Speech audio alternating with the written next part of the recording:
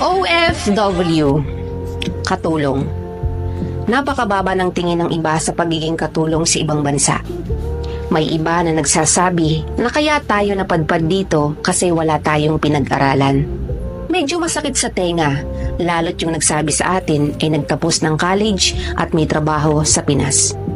Pero take note, hindi lahat ng katulong dito sa ibang bansa ay walang pinag-aralan. Maraming nagtapos sa kani-kanilang course pero ito ang pinili nila na trabaho. Bakit? Kasi mas sapat ang sahod. Ang mga katulad kong OFW hindi dapat minamaliit ng kung sino man na may magandang trabaho dyan sa Pinas.